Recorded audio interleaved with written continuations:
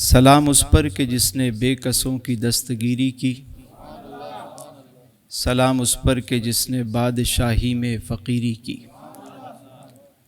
سلام اس پر کہ جس کی بزم میں قسمت نہیں سوتی، اور سلام ان پر کہ جن کے ذکر سے سیری نہیں ہوتی۔ راستے صاف بتاتے ہیں کہ آپ آتے ہیں، ہم تو محفل کو سجاتے ہیں کہ آپ آتے ہیں۔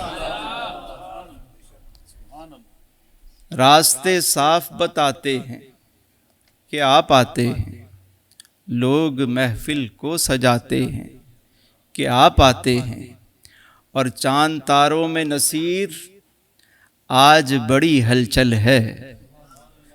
چاند تاروں میں نصیر آج بڑی ہلچل ہے، یہی آثار بتاتے ہیں کہ آپ آتے ہیں۔ آپ سب کو ماہ ربیع الاول شریف کی بہت بہت مبارکباد۔ الحمدللہ ایک مرتبہ پھر ہمیں یہ مبارک مہینہ نصیب ہوا۔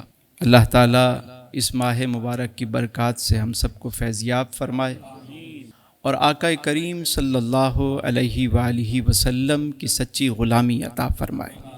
بزرگوں کا معمول رہا کہ جب بھی ربیع الاول شریف کا مہینہ آتا تو عارفین کا طریقہ ہے، یہ کاملین کا یہ طریقہ ہے، اور عشاق کا یہ طریقہ ہے کہ وہ درود پاک کی اس مہینے میں کثرت کرتے ہیں۔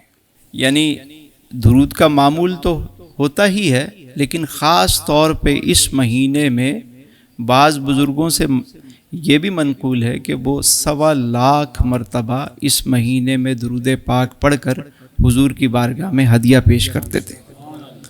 تو بہترین طریقہ ہے کہ درود پاک اس مہینے میں کثرت سے پڑھا جائے، اور جو نماز نہیں پڑھتا وہ حضور کی آنکھوں کی ٹھنڈک نماز کی نیت کر لے۔ حضور فرماتے ہیں میری آنکھوں کی ٹھنڈک ہے، تو حضور کی آمد کے مہینے میں یہ بھی نیت کر لے کہ نماز کی پابندی کروں گا انشاءاللہ عز و جل۔